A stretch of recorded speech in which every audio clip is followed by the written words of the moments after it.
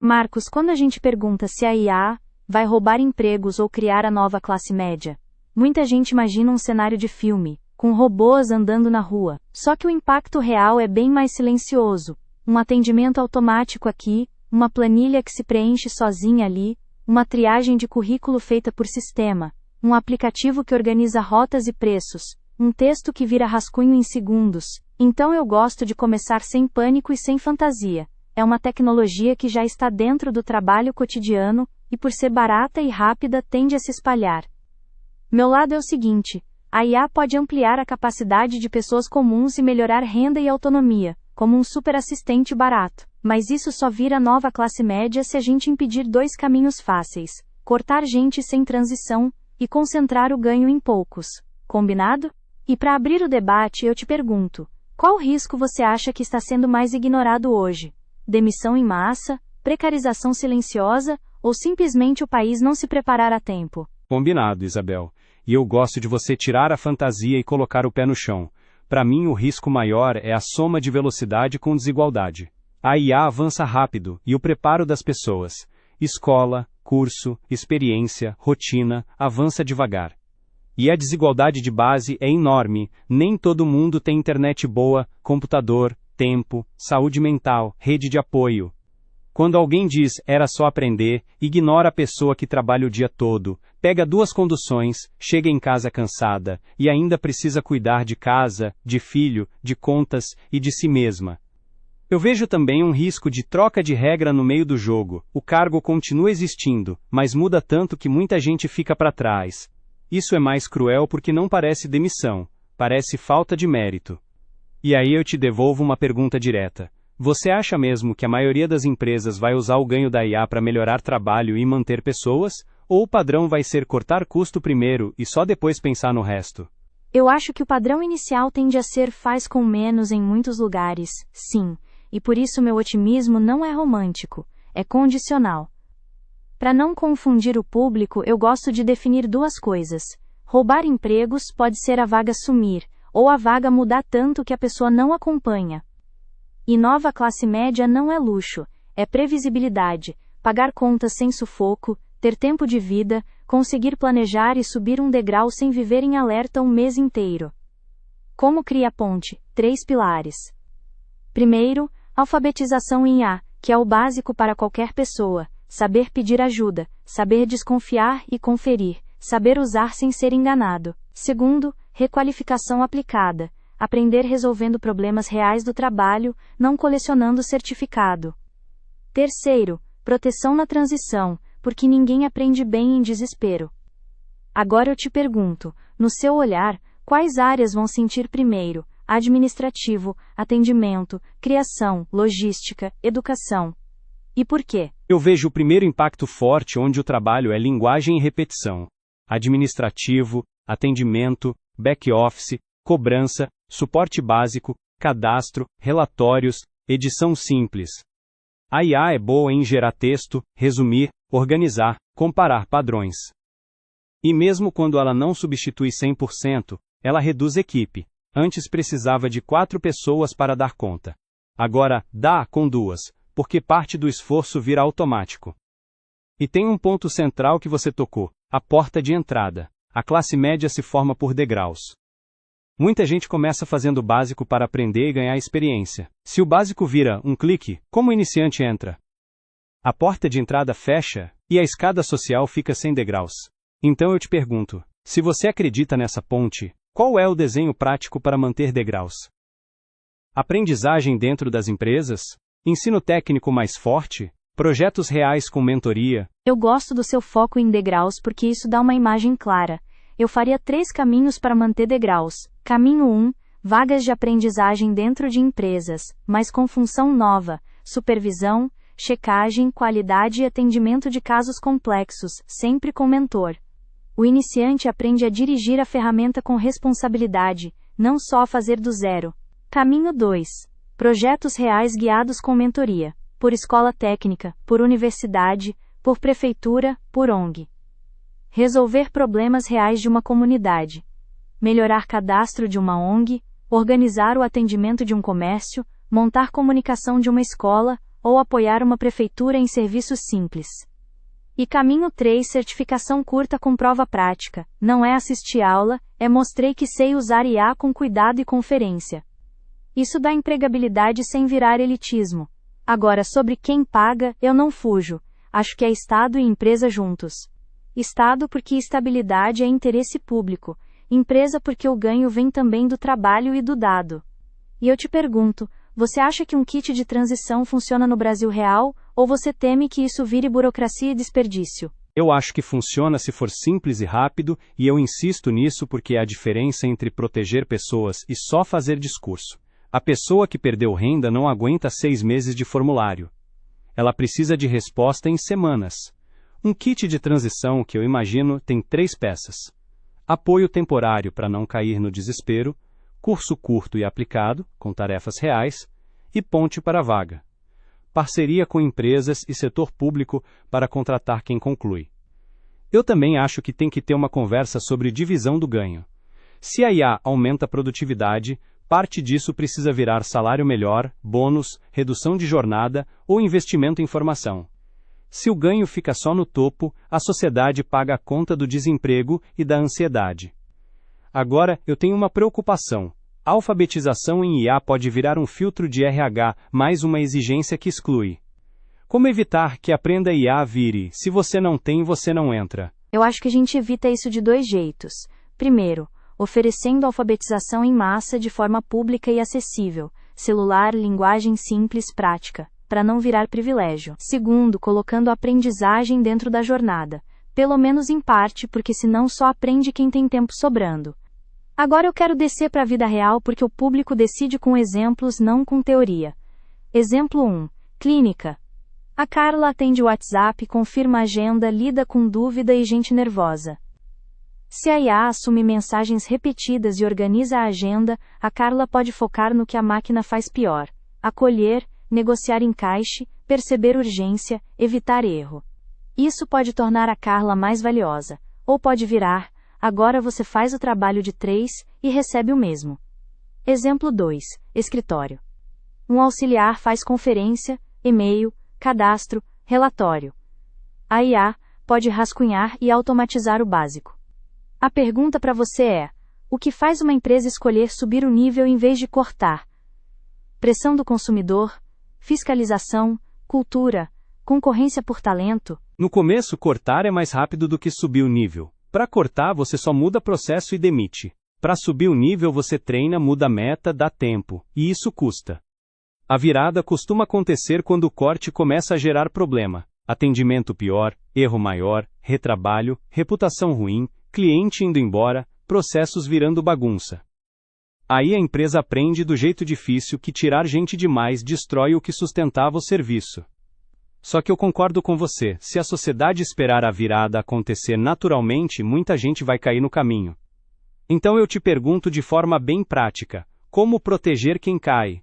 É seguro-desemprego adaptado? É encaminhamento rápido? É curso com bolsa? E como evitar que isso vire mais um programa que não chegue em quem precisa? Eu penso em proteção com 2 camadas. Camada 1. Renda temporária e simples, sem labirinto de burocracia, para a pessoa não entrar em desespero. Camada 2. Reentrada rápida, curso aplicado com tarefa real mais encaminhamento. E eu acrescentaria uma coisa que pouca gente lembra: apoio emocional e orientação. Porque perder renda mexe com cabeça, com família, com autoestima. Se a pessoa está quebrada por dentro, ela não aprende. E eu gosto de ilustrar com um exemplo pequeno, mas que mostra o limite da automação sem humano. Um mercado de bairro automatiza pedido e caixa. No começo funciona. Depois dá erro, devolução, confusão com o idoso que não sabe usar, produto trocado, cliente irritado. Quem resolve é humano. Se você já demitiu, quem segura? Isso mostra que, em muitos lugares, o humano volta, só que com função diferente. E aí eu te pergunto, você acha que o consumidor vai aceitar serviço sem humano, ou vai exigir humano de volta, mesmo que mais caro? Eu acho que vai ter os 2 mercados, porque o bolso manda muito. Tem gente que vai aceitar o barato e rápido, principalmente quando está apertado, e tem gente que vai pagar mais por humano confiável, porque valoriza cuidado e clareza. O risco é polarizar, poucos no premium, e muitos no básico. E aí, Nova classe média vira uma nova elite de habilidades, enquanto o resto vive de bico e instabilidade. E aqui volta meu ponto da porta de entrada. Antes o iniciante aprendia fazendo o básico. Com IA o básico sai pronto e barato. A empresa pode pensar, não preciso de estagiário. Isso fecha a porta para quem está começando. Então eu te pergunto, como criar porta de entrada sem depender de boa vontade? Quem organiza essa mentoria em massa? Escola técnica, empresa, governo? Ou um pouco de tudo? Eu acho que precisa de um pouco de tudo, mas com desenho simples. Escola técnica e universidades podem organizar projetos reais, com mentoria, e virar ponte para emprego. Empresas podem abrir vagas de aprendizagem com metas de formação e não só de produção. E governo pode incentivar com benefício e parceria. Quem treina sem demitir recebe incentivo. Quem contrata recém-formado recebe apoio. Quem participa de projeto comunitário ganha certificação prática. Agora eu quero tocar num ponto que vira armadilha. A IA fala com confiança e pode errar. Então a alfabetização não é aprender a apertar botão, é aprender a verificar. Eu gosto da frase confiar mais verificar. Como ensinar isso para o público sem virar papo técnico? Você tem um jeito simples de explicar? Eu explicaria como hábito igual hábito de segurança. Não é desconfiar de tudo. É criar um pequeno ritual. Pediu resposta? Pede exemplos. Vai usar no trabalho? Confere em outra fonte. Vai mandar para cliente? Revisa com calma. Vai decidir algo importante? Pergunta para um humano qualificado. Dá para mostrar com cenas do dia a dia. A IA sugere um cálculo. Confere na calculadora. Sugere uma cláusula. Pede revisão. Sugere uma dica de saúde. Confirma com profissional. E eu acrescentaria um ponto que hoje é urgente. Golpes. IA pode escrever mensagens muito convincentes e até simular voz e vídeo. Então o público precisa aprender verificação de identidade, confirmar por outro canal, combinar palavra-chave, desconfiar de urgência e ameaça. Isso também é alfabetização. Agora, entrando na parte dos riscos, eu te pergunto, do seu lado otimista, quais são os riscos que você mais teme se a IA for adotada com entusiasmo demais? Eu temo 3 riscos grandes. Primeiro, concentração de poder. Se poucas empresas controlam modelos e dados, elas controlam mercado e preço, e o resto vira dependente. Segundo, precarização. Gente virando microempreendedor por necessidade, sem proteção, vivendo de bico infinito. Terceiro, dependência e fragilidade. Se todo mundo usa a mesma ferramenta, todo mundo fica vulnerável à mesma falha, ao mesmo reajuste, à mesma regra. Por isso meu otimismo não é deixa rolar, é adota com regras simples. Eu resumiria em 3 palavras: transparência, responsabilidade e proteção de dados. Transparência. Se IA foi usada numa decisão importante, a pessoa precisa saber. Responsabilidade. Se deu dano, alguém responde. Não existe culpa do algoritmo. Proteção de dados. Coletar menos, guardar menos, usar com finalidade clara. E eu te pergunto, se a gente não fizer nada, na sua visão quais são os 3 maiores riscos sociais? Eu colocaria 1. Encolhimento do meio do mercado, aquela faixa de empregos que sustenta a classe média. 2. Aumento de desigualdade, porque o ganho de produtividade tende a concentrar. 3. Instabilidade social, que aparece como ansiedade, conflito, perda de confiança e até violência. Sem estabilidade, não existe classe média. Existe sobrevivência. Mas eu quero ser honesto e apontar risco do meu lado, o lado cauteloso. Se a gente reage com medo e tenta proibir tudo ou burocratizar demais, a gente trava inovação, fica dependente de tecnologia de fora e perde oportunidades. E isso também gera desemprego, só que por atraso. Então eu te pergunto, onde você coloca a linha entre regulação saudável e burocracia que mata a inovação? Eu coloco a linha pelo impacto e pela proporcionalidade. Quanto maior o impacto na vida da pessoa, maior a exigência de revisão humana, explicação e contestação. Usar IA para sugerir texto de anúncio é um risco. Usar IA para decidir demissão, concessão de benefício ou sentença é outro. Em alto impacto, revisão humana é obrigatória. Em baixo impacto, regra leve e foco em transparência. Isso evita o tudo ou nada. E eu acho que isso cria confiança. Se o público confia, a inovação cresce. Agora eu quero trazer um dilema moral que muda a conversa. Se a tecnologia aumenta o bolo, mas reduz a fatia de quem já tem pouco, você chama isso de progresso, ou você chama de injustiça? E principalmente, por quanto tempo uma sociedade aguenta isso sem explodir em ressentimento? Eu chamaria de progresso incompleto que vira injustiça na prática. E progresso incompleto explode uma hora ou outra, porque gente sem futuro não fica quieta para sempre. Por isso eu acho que distribuição do ganho não é papo ideológico, é papo de estabilidade. Distribuição pode ser salário melhor, bônus, redução de jornada, participação, investimento em formação. O ponto é, alguém tem que garantir que o ganho não fique só no topo.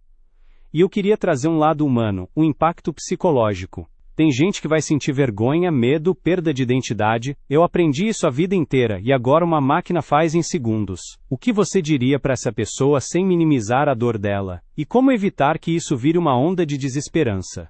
Eu diria com cuidado. A ferramenta não apaga o valor do seu esforço. Ela muda o jogo. E o seu valor pode migrar do fazer do zero para decidir, revisar e assumir responsabilidade. Isso não é menor, é mais difícil. Eu também diria, não é vergonha reaprender, vergonha é a sociedade fingir que isso não dói. E eu reconheço que tem gente que vai precisar de apoio de verdade, não só de motivação. Agora eu quero quebrar a intuição IA só destrói com um contra-exemplo que é fácil de entender. Em lugares com falta de profissionais, a IA pode ser alívio.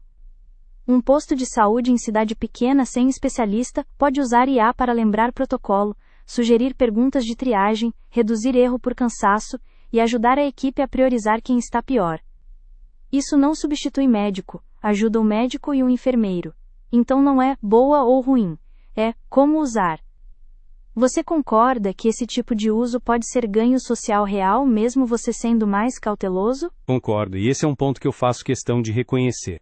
IA como apoio em cenário de escassez pode ser excelente, como GPS ajudou o motorista sem substituir motorista, ou calculadora ajudou o estudante sem substituir raciocínio. O risco é transformar apoio em decisão final e tirar responsabilidade humana. Então eu defenderia o princípio simples: quanto maior o impacto, maior a exigência de humano no final. E eu trago outro ponto prático: plataformas e gestão. A IA pode virar chefe invisível, medindo cada segundo, punindo, rebaixando preço, decidindo visibilidade. Motorista, entregador, vendedor online, criador de conteúdo. Todo mundo pode ficar refém de uma regra automática. Você defende algum tipo de regra para plataformas e para uso de IA em gestão de pessoas? E como fazer isso sem matar os pequenos? Defendo e dá para resumir de um jeito que todo mundo entende. Se uma regra automática afeta sua renda e sua chance de trabalhar, você tem direito de saber o mínimo e de contestar. Eu chamo isso de direito de explicação. Por que fui bloqueado? Por que meu alcance caiu? Por que meu valor mudou? Isso não precisa revelar segredo comercial. Precisa dar dignidade e previsibilidade. E também precisa limitar vigilância abusiva. Medir tudo o tempo todo desumaniza. Agora vamos olhar para 2 a 5 anos em cenários, sem bola de cristal. Cenário otimista. Educação prática cresce. Pequenos negócios ganham força. Serviços se profissionalizam, produtividade vira tempo e renda, e aparece uma classe média ampliada, com mais autonomia. Cenário pessimista: cortes rápidos, porta de entrada fechando, precarização e ganho concentrado. Na sua visão, qual ação concreta mais muda a chance de cair no cenário otimista? Kit de transição, redução de jornada, impostos sobre ganho ou uma mistura disso? E qual delas é mais viável de verdade? Para mim, o que mais muda é o kit de transição virar política de Estado, não projeto de moda. Apoio temporário rápido, curso prático e acessível, e ponte real para a vaga. Porque isso ataca a dor imediata e cria degrau novo. E junto disso, negociação da divisão do ganho. Salário, bônus, redução de jornada, investimento em formação. Se a IA aumenta a produtividade e a pessoa continua trabalhando mais, com medo, e ganhando igual ou menos, o resultado social é ruim. E eu te faço uma pergunta específica: você é a favor de reduzir jornada como política ampla? E como evitar que isso vire burnout com metas impossíveis em vez de melhorar a vida? Porque muita gente tem medo de reduzir hora e aumentar pressão ao mesmo tempo. Eu sou a favor como direção, mas com cuidado. Reduzir jornada só faz sentido com metas realistas, qualidade e divisão do ganho. Se reduzir jornada e exigir o mesmo volume em menos tempo vira tortura. E não dá para fazer igual em todo o setor, mas onde dá, por que não? A vida é mais do que produzir. Agora sobre aprendizado, como fazer com quem trabalha o dia todo e não tem tempo? Eu acredito em microaprendizado aplicado, 30 minutos por semana dentro da jornada com tarefa real. Para autônomos, pequenos blocos, como montar proposta, como calcular preço, como responder cliente, como organizar a agenda, como checar informação. E eu te pergunto, você acha que a escola deveria ensinar desde cedo pensamento crítico e uso responsável de IA? Ou isso pode virar um tiro no pé, com criança confiando demais e não desenvolvendo raciocínio? Eu acho que deveria ensinar, mas do jeito certo. Não é ensinar a ferramenta da moda, é ensinar como pensar, checar, comparar, reconhecer limite, ética e responsabilidade. A ferramenta muda, o pensamento fica. E ensinar que IA não é oráculo. Alguns estudos sugerem que a gente confia demais em respostas bem escritas, mesmo quando estão erradas. Então escola precisa preparar para não ser enganado, por IA, por propaganda, por golpe. E também precisa ensinar a usar IA como apoio para aprender, não como cola para fugir do aprendizado. E eu te pergunto uma coisa econômica, você acha que o mercado se autorregula se renda cair demais? Ou a gente pode cair num ciclo em que pessoas têm menos renda, consomem menos e a economia piora mesmo com produtividade subindo? Eu acho que o mercado não se autorregula de forma suave, pode ser uma pancada até ajustar. Se renda cai, consumo cai, e negócio sofre. Mas até isso virar dor para quem manda, muita gente já sofreu. Por isso eu defendo antecipar, porque apagar incêndio é mais caro. E eu vou trazer 2 mini histórias para ficar concreto.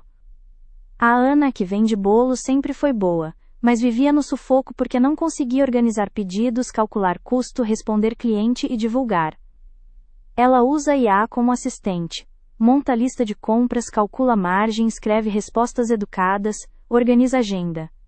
Ela para de perder dinheiro por bagunça e sobe um degrau sem virar gênio. Tem ainda a Renata, professora particular, que não perde o trabalho para IA, mas vê o aluno chegar com respostas prontas. Ela usa a própria IA para preparar exercícios personalizados, corrigir de forma mais rápida e explicar com exemplos diferentes, ganhando tempo para a parte humana, motivar, perceber dificuldade, ajustar o ritmo. Isso mostra que, em alguns casos, a IA muda a forma de trabalhar sem tirar o trabalho, mas só funciona quando a pessoa tem orientação e tempo para adaptar. Já o Paulo, auxiliar administrativo, vê a empresa automatizar relatórios e cadastros. Ele é demitido e passa meses tentando vaga parecida porque o mercado encolheu. A diferença não é talento mágico. É acesso, apoio e transição.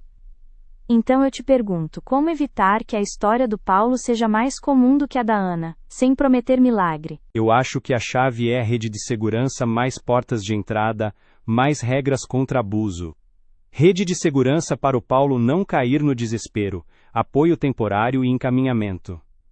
Porta de entrada para o iniciante. Aprendizagem com mentoria e projetos reais, senão a escada some. E regras contra abuso. Plataforma não pode virar máquina de reduzir renda por regra invisível. Empresa não pode usar IA para vigiar e punir como se gente fosse robô. E sim, tem distribuição do ganho. Se produtividade sobe, a sociedade precisa sentir isso na vida real, senão a tecnologia vira sinônimo de medo. E eu te devolvo uma pergunta de síntese. Quando você fala nova classe média, você imagina isso mais vindo de empreendedorismo e autonomia, ou de empregos melhores e redução de jornada no formal? Porque isso muda o tipo de política que a gente prioriza. Eu imagino uma combinação. Nem todo mundo quer ou consegue empreender, e não dá para romantizar freela eterno. A classe média precisa existir também no emprego formal, com carreira, estabilidade e tempo de vida. Ao mesmo tempo, autonomia e pequenos negócios podem crescer quando burocracia cai e ferramentas ficam acessíveis. O objetivo não é todo mundo virar empresário, é todo mundo ter chance real de melhorar. E para isso a transição precisa ser humana. Proteger pessoas, manter degraus e impedir abuso. Eu aprendi com você que velocidade e desigualdade podem transformar uma promessa em tragédia, e que curso genérico não salva ninguém. O que você sente que aprendeu com o lado otimista, mesmo mantendo sua cautela. Eu aprendi a reconhecer com mais força que a IA pode ser escada, especialmente para quem sempre teve pouco acesso à ferramenta e conhecimento. Ela pode dar um assistente para pequeno negócio, para estudante, para autônomo, e isso pode aumentar a autonomia e renda. Eu também gostei da ideia de requalificação aplicada e de microaprendizado dentro da rotina, porque isso respeita a vida real. E eu concordo. Demonizar tecnologia não resolve. O que resolve é governar o uso com regras simples, rede de segurança e formação prática. Agora eu te pergunto, para a gente terminar com algo útil, qual é o conselho mais prático que você daria para quem está assistindo e pensando, ok, eu entendi, mas o que eu faço amanhã? 3 passos simples, sem heroísmo. Primeiro, mapear seu trabalho em tarefas. Escreva: o que é repetitivo? O que exige julgamento humano? Segundo, usar IA para acelerar o repetitivo e treinar o julgamento. Pedir rascunho, revisar, checar, comparar, entender por que uma resposta faz sentido. Terceiro, virar a pessoa que resolve problema, não só executa a tarefa. Tarefa repetitiva é a primeira a ser automatizada. Resolver problema é mais difícil. E, se der, busque comunidade. Gente aprendendo junto, trocando dica, compartilhando oportunidade. Isso protege você de ficar sozinho nessa mudança. E eu deixo uma pergunta para você antes das perguntas ao público. Você acha que dá para ter um empate saudável, em que a IA vira ferramenta de mobilidade para muitos, sem destruir dignidade no caminho? Eu acho que dá, mas não por inércia. Dá com esforço coletivo. Educação prática, rede de segurança, regras contra abuso e distribuição do ganho de produtividade. Se isso acontecer, a IA pode criar oportunidades reais e até ampliar uma classe média com mais autonomia. Se isso não acontecer, ela tende a concentrar poder e apertar o meio do mercado. Então talvez a pergunta não seja, IA é boa ou ruim, e sim, o que a gente vai exigir de empresas, governos e de nós mesmos. Para fechar sem decretar vencedor, porque eu acho que os dois lados têm pontos fortes, eu deixo 3 perguntas abertas para você refletir e comentar. 1. Qual risco você aceita mais, perder vagas no curto prazo ou travar inovação no longo prazo? 2. O que você considera mais justo, dividir o ganho de produtividade com quem trabalha ou deixar o mercado decidir sozinho? 3. Na sua profissão e na sua realidade, a IA parece mais uma ameaça ou mais uma ferramenta de ascensão. E por quê?